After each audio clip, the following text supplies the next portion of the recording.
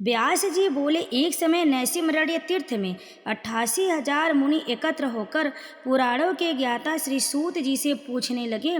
शौनक आदि ऋषि बोले, हे महामुनि, आपने अनेक पुराणों की कथा सुनाई है। आप कृपा करके ऐसा व्रत और कथा बतावें जिसके करने से संतान की प्राप्ति हो तथा मनुष्यों को रोग, शोक, अग्नि, सर्प आदि का भय न हो, क्योंकि कलयुग में जीवों की आयु कम है, फिर भी इस पर भी उन्हें रोग आदि घेरे रहेंगे तो श्री हरि का ध्यान कैसे कर सकते हैं। श्री सूत जी बोले, हे मुनियों, तुमने बहुत ही सुंदर कथा पूछी है। श्री भगवान कृष्ण और युधिष्ठिर का संवाद तुम्हारे सामने कहता हूँ, ध्यान पूर्वक सुनो। एक समय पांडवों की सभा में श्री कृष्ण जी बैठे हुए थे। युधिष्ठिर ने भगवान श्री कृष्ण से प्रश्न किया, हे भगवान नंद नंदन गोविंद, आपने मेरे लिए अनेकों कथाएं सुनाई हैं। कृपया करके कोई ऐसा व्रत या कथा बतावें जिसके करने से मनुष्यों को पुत्र की प्राप्ति हो। और प्रभु, बिना पुत्र जीवन व्यर्थ होता है और बिना पुत्र मनुष्य नरकगामी होता है तथा पितृ ऋण से छुटकारा नहीं मिल सकता और न पुन्ना नामक नरक से उद्धार हो सकता। अतः पुत्रदायक व्रत बतावें। श्री कृष्ण भगवान बोले, हे राजन, मैं एक प्राचीन इतिहास सुनाता हूँ, ध्यान पूर्वक सुनो। कुंडनपुर नामक एक नगर था, उसमें नंदा नामक एक ब्राह्मण रहता था। भगवान की कृपा से सब कुछ था, फिर भी वह दुखी था। इसका एकमात्र कारण यह था कि ब्राह्मण की स्त्री सुनंदा को कोई संतान नहीं थी। ब्राह्मण की स्त्री सुनंदा पतिव्रता थी, भक्ति पूर्वक भगवान जी को आराधना करती थी। मंगलवार के दिन व्रत के अंत में भोजन बनाकर हनुमान जी को भोग लगाने के बाद स्योम भोजन करती थी। एक दिन मंगलवार के दिन ब्राह्मणी कार्य की अधिकता से हनुमान जी को भोग न लगा सकी तो ब्राह्मणी को बहुत दुख हुआ। उसने कुछ भी नहीं खाया पिया और अपने मन में प्रण करके सो गई कि अब तो अगले मंगलवार को ही महावीर जी को भोग लगाकर अन्न जल ग्रहण करूंगी। ब्राह्मणी रोजाना भोजन बनाती थी परंतु स्योम भोजन नहीं करती और मन ही मन से श्री हनुमान जी की आराधना करती रहती थी। इस प्रकार 6 दिन व्यतीत हो गए। ब्राह्मणी सुनंदा अपने निश्चय के अनुसार भूखी प्यासी रही। मंगलवार को सुनंदा प्रातः काल ही मूर्छित होकर गिर पड़ी। उसकी भक्ति के प्रभाव से हनुमान जी प्रसन्न हो गए और प्रकट होकर बोले, मैं तेरी भक्ति से प्रसन्न हूँ, तू वर मांग। सुनंदा बोली, प्रभु, मेरे कोई संतान नहीं है, कृपया करके पुत्र व कन्या प्रदान करें, आपकी अति कृपा होगी। श्री महावीर जी बोले, तेरी इच्छा पूर्ण होगी, तेरी एक कन्या पैदा होगी और उसके अष्टांग रोज सोना दिया करेंगे। इस प्रकार से कहकर श्री महावीर जी अंतर्ध्यान हो गए। ब्राह्मणी बहुत ही प्रसन्न हुई, सभी समाचार अपने पति से कहा। ब्राह्मण देव कन्या का वरदान सुनकर बहुत दुखी हुए परंतु सोने की बात सुनी तो बहुत प्रसन्न हुए। विचार किया, कन्या के साथ मेरी निर्धनता भी समाप्त हो जाएगी। श्री महावीर जी की कृपा से वह ब्राह्मणी गर्भवती हुई और 10वें महीने में जाकर उसे कन्या रूपी रत्न प्राप्त हुआ। वह बालिका अपने पिता के घर में जिस प्रकार शुक्ल पक्ष का चंद्रमा बढ़ता है, ठीक उसी प्रकार वह अपने पिता के घर में नित्य बढ़ने लगी। 10वें दिन ब्राह्मण ने इस बालिका का नामकरण संस्कार करवाया तो इसके कुल पुरोहित ने इस बालिका का नाम रत्नबाला रखा, क्योंकि यह कन्या रोज सोना दिया करती थी। इस कन्या ने पूर्व जन्म में बड़े ही विधि विधान पूर्वक मंगल देव का व्रत किया था। रत्नबाला का अष्टांग बहुत सा सोना देता था। इस सोने से वह ब्राह्मण बहुत ही धनवान हो गए, जिससे उस नंदा ब्राह्मण को बहुत ही मद तथा अभिमान हो गया। सुनंदा ने देखा कि उसकी पुत्री विवाह के योग्य हो गई तो वह अपने पति ब्राह्मण देवता को अत्यंत प्रसन्न देखकर बोली, मेरी पुत्री रत्नबाला विवाह के योग्य हो गई है और आप कोई सुंदर तथा योग्य वर देखकर हमारी पुत्री का विवाह कर दे, क्योंकि शास्त्रों की आज्ञा है 8 वर्ष में गौरी, 9 वर्ष में रोहिणी, 10 वर्ष तक कन्या, इसके बाद रजस्वला संज्ञा हो जाती है। गौरी के दान से पाताल लोक की प्राप्ति होती, रोहिणी के दान से वैकुंठ की प्राप्ति होती, कन्या के दान से इस लोक में सुखों की प्राप्ति होती है। इसीलिए आप हमारी कन्या का विवाह जरूर करें। ब्राह्मण बोला, अच्छा, कल मैं अवश्य ही लड़का देखने के लिए जाऊंगा और दूत को भेजूंगा। दूसरे दिन ब्राह्मण ने अपने दूत को बुलाया और आज्ञा दी कि जैसी मेरी सुंदर कन्या है वैसा ही सुंदर वर तलाश कर लाओ। दूत ने अपने स्वामी की आज्ञा पाकर बंबई नगर में एक सुंदर ब्राह्मण के बालक को देखा। बालक देखने में सुंदर था तथा ब्राह्मणों के सभी गुण इस बालक में मौजूद थे। इस बालक का नाम सोमेश्वर था। दूत ने आकर स्वामी नंदा को रत्नबाला के लिए सुयोग्य वर बतलाया। ब्राह्मण ने सोमेश्वर को देखकर विधि पूर्वक विवाह कर दिया तथा कन्यादान में काफी धन दिया। ब्राह्मण ने विधि पूर्वक कन्यादान कर अपने को बहुत भाग्यशाली माना। नंदा को महालोभ हो गया। उसने विचार किया कि अब कन्या तो चली जाएगी, मेरे लिए सोना जो इस कन्या से मिलता था वह अब नहीं मिलेगा। मेरे पास जो धन था इसकी शादी में खर्च हो गया और अब जो कुछ भी है वह कुछ समय में नष्ट हो जाएगा। इससे इस कन्या का विवाह करके मैंने बहुत बड़ी गलती कर दी। अब मुझे वही उपाय करना चाहिए जिससे यह कन्या मेरे घर में बनी रहे, अपनी ससुराल न जावे। ब्राह्मण इसी पर विचार करते करते रात्रि भर सोया तक नहीं।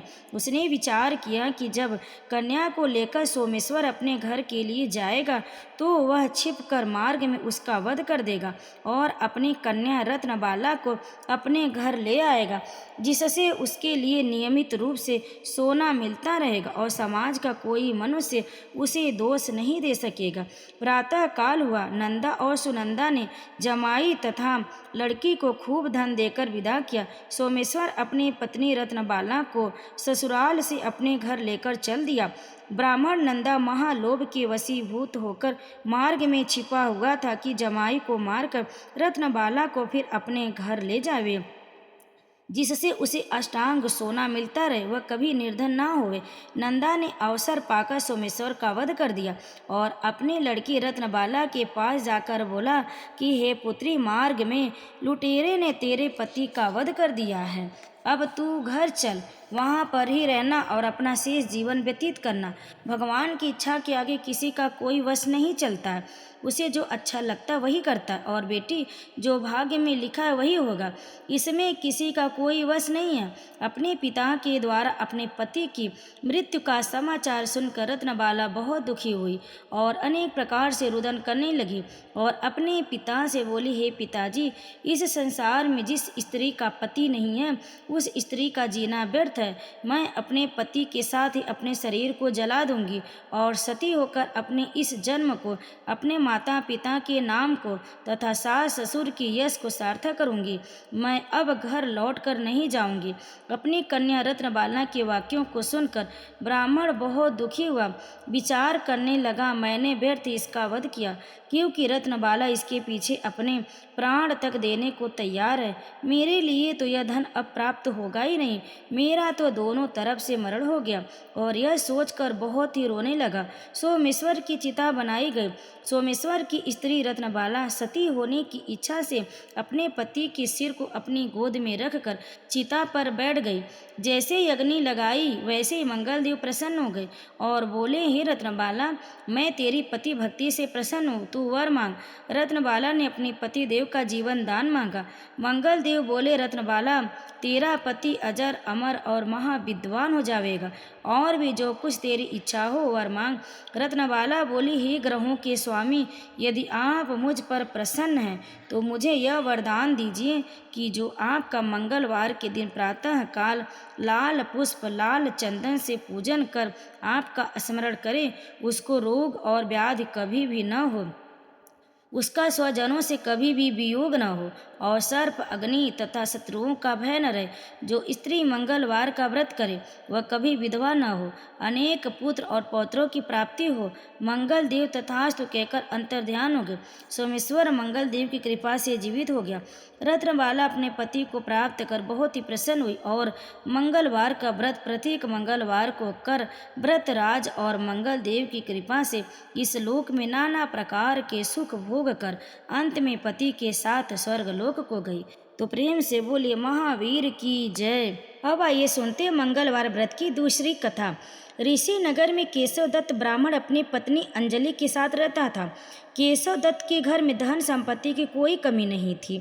नगर में सभी केशव दत्त का सम्मान करते थे, लेकिन केशव दत्त संतान नहीं होने से बहुत चिंतित रहता था। दोनों पति पत्नी प्रति मंगलवार को हनुमान जी की पूजा करते थे। विधिवत मंगलवार का व्रत करते हुए कई वर्ष बीत गए। ब्राह्मण बहुत निराश हो गया, लेकिन उसने व्रत करना नहीं छोड़ा।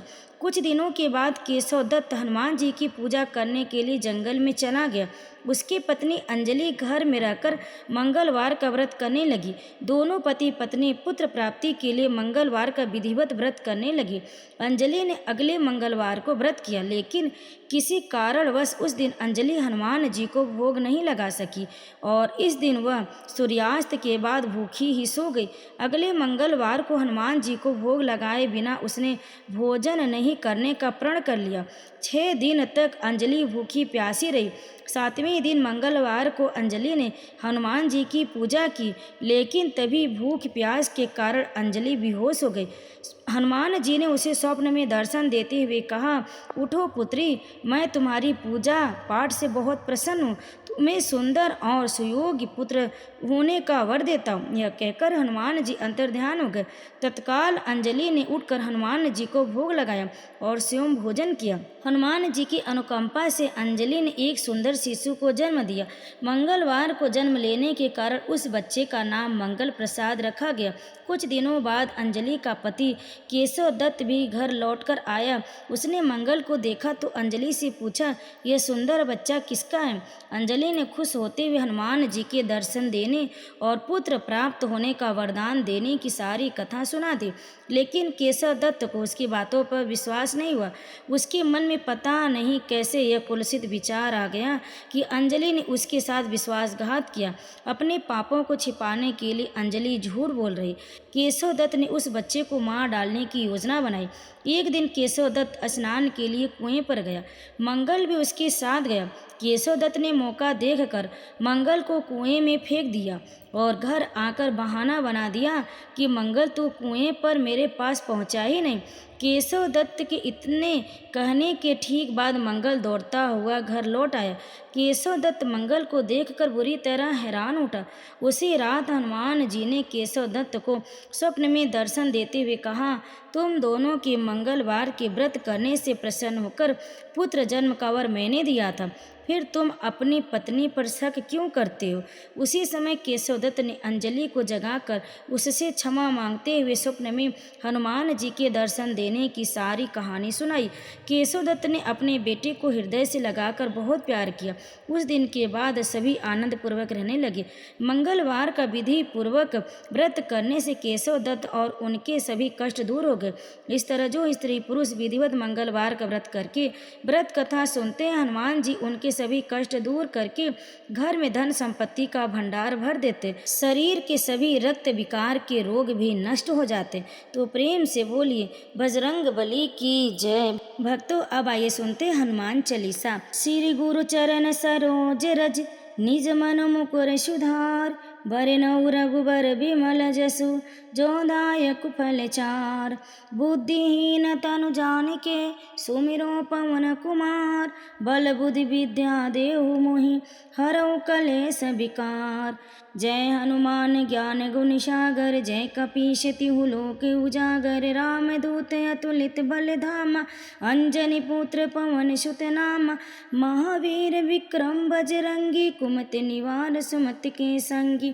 कंचन बरन विराज सुवेश, कानन कुंडल कुंचित केश, हाथ वज्र और ध्वजा विराजे, कांधे मूज जनेऊ साजे, शंकर सुवन केसरी नंदन, तेज प्रताप महाजगवंदन, विद्यावान गुणी अति चातुर, राम काज करिबे को आतुर, प्रभु चरित्र सुनबे को रसिया, राम लखन सीता मन बसिया, सूक्ष्म रूप धरि सियहि दिखावा, विकट रूप धरि लंक जरावा, भीम रूप धरि असुर संहार, रामचंद्र के काज सवार, लाए सजीवन लखन जियाए, श्री रघुवीर हर शिवर लाए, रघुपति कीन्ही बहुत बड़ाई, तुम मम प्रिय भरतहि संभाय, सहस बदन तुम्हरो जस गावे, अस कहीं श्रीपति कंठ लगावे, सनकादिक ब्रह्मादि मुनीसा, नारद सारद सहित अहिस, जब कुबेर दिगपाल जहाते, कवि कोविद कह सके कहाते, तुम उपकार सुग्रीव ही कीना, राम मिलाए राजपद दीना, तुम रो मंत्र विभीषण माना, लंकेश्वर भय सब जग जाना, जुग सहस्र जो जन पर भानु, लील्यो ताहि मधुर फल जानु, प्रभु मुद्रिका मेलि मुख माहि, जलधि लागी गए अचरज नाही, दुर्गम काज जगत के जेत, सुगम अनुग्रह तुमरे तेत, राम दुआरे तुम रखवारे, होतन आज्ञा बिनु पैसारे, सब सुख लहै तुम्हारी सरना, तुम रक्षक काहू को डरना, आपन तेज समारो आप, तीनों लोक हाकते काप, भूत पिशाच निकट नहीं आवे, महावीर जब नाम सुनावे, नासै रोग हरै सब पीरा, जपत निरंतर हनुमत बीरा, संकट ते हनुमान छुड़ावे, मन क्रम बचन ध्यान जो लावे, सब पर राम तपस्वी राजा, तिनके काज सकल तुम साजा, और मनोरथ जो कोई लावे, सोई अमित जीवन फल पावे, चारों जुग पर ताप तुम्हारा, है प्रसिद्ध जगत उजियारा, साधु संत के तुम रखवारे, असुर निकंदन राम दुलारे, अष्ट सिद्धि नौ निधि के दाता, असवर दीन जानकी माता, राम रसायन तुमरे पासा, सदा रहो रघुपति के दासा, तुमरे भजन राम को पावे, जन्म जन्म के दुख बिसरावे, अंत काल रघुबर पुर जाय, जहाँ जन्म हरि भक्त कहाय, और देवता चित्तन धरई, हनुमत से सर्व सुख करई, संकट कटै मिटै सब पीरा, जो सुमिरै हनुमत बलबीरा, जय जय जय हनुमान गोसाई, कृपा करो गुरुदेव की नाई, जो सत बार पाठ कर कोई, छूटई बंदी महासुख होय, जो यह पढ़े हनुमान चालीसा, होय सिद्ध साखी गौरीसा, तुलसीदास सदा हरिचेरा, कीजे नाथ हृदय महडेरा, पवन तनय संकट हरन, मंगल मूर्ति रूप, राम लखन सीता सहित, हृदय बसहु सुरभूप। जय बजरंगबली, जय श्री राम। अब सुनिए बजरंग बाण। निश्चय प्रेम प्रतीति, विनय करे सन्मान, तेहि के कारज सकल शुभ, सिद्ध करे हनुमान।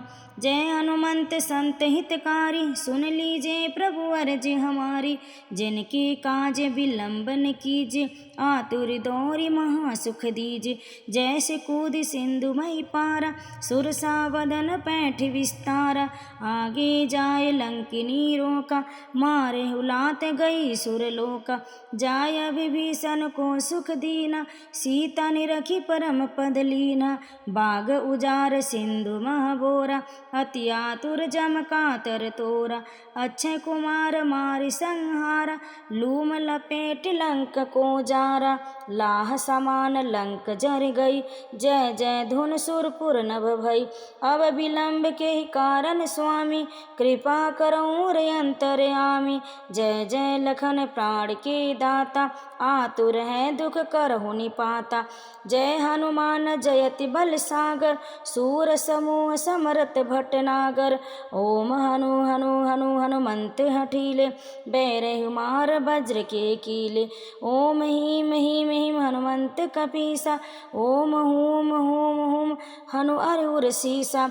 जय अंजनी कुमार बलवंता, शंकर सुवन वीर हनुमंता। बदन कराल काल कुल घालक, राम सहाय सदा प्रतिपालक। भूत प्रेत पिशाच निशाचर, अग्नि वेताल काल मारी मर। इन्हें मारो तो शपथ राम की, राखहु नाथ मर जाद नाम की। सत्य हो हरि शपथ पाई के, राम दूत धरु मारु धाई के। जय जय जय हनुमंत अघाता, दुख पावत जन के ही अपराधा। पूजा जप तप नेम आचार, नहीं जानत कछु दास तुम्हारा। वन उपवन मग गृह गृह माहि, तुम्हारे बल को डरपत नाहि। जनक सुता हरिदास कहावे, ताकि शपथ विलंबन लावे। जय जय जय ध्वनि होते आकाशा, सुमिरत होय दुसा दुख नासा। चरण पकड़ि कर जोरी मनावे, यही अवसर अब के ही गोहरावे। उठ उठ उठ तो ही राम दुहाई, पाय करो कर जोरी मनाई। ओम चम चम चम चपल चलंता, ओम हनु हनु हनु हनु हनुमंता। ओम हम हक देति काम चंचल, ओम सम सम समय पुराने खलदल। अपने जन को तुरत उबारो, सुमिरत होय आनंद हमारो। पाठ करें बजरंग बाण की, हनुमत रक्षा करें प्राण की। यह बजरंग बाण जो जापे, तासो भूत प्रेत सब कापे। धूप दीप जो जपे हमेशा, ताके तन नहीं रहे कलेसा। ताके तन नहीं रहे कलेसा, उर प्रतीत दृढ़ शरण है। पाठ करे धरि ध्यान, बाधा सब हर करे, सब काम सफल हनुमान। जय बजरंगबली। अब आइए सुनते हनुमान जी की आरती। आरती कीजे हनुमान लैला की, दुष्ट दल रघुनाथ कला की। जाके बल से गिरवर कापे, रोग दोष जाके निकट न जाके। अंजनी पुत्र महाबलदाई, संतन के प्रभु सदा सहाय। देवीरा रघुनाथ पठाए, लंका जारि सिया सुदिलाए। लंका सुकोट समुद्र सिखाए, जात पवन सुत बारन लाए। लंका जारि असुर संहारे, सिया राम जी के काज सवारे। लक्ष्मण मूर्छित पड़े सकारे, आनि सजीवन प्राण उबारे। पैठी पताल तोरि जमकारे, अहि रावण की भुजा उखाड़े।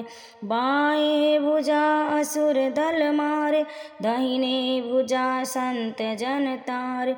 सुर नर मुनि जन आरती उतारे, जय जय जय हनुमान उचारे। कंचन तार कपूर लो छाई, आरती करत अंजना माई। लंक विध्वंस कीन रघुराई, तुलसीदास प्रभु कीर्ति गाय। जो हनुमान जी की आरती गावे, बसी बैकुंठ परम पद पावे।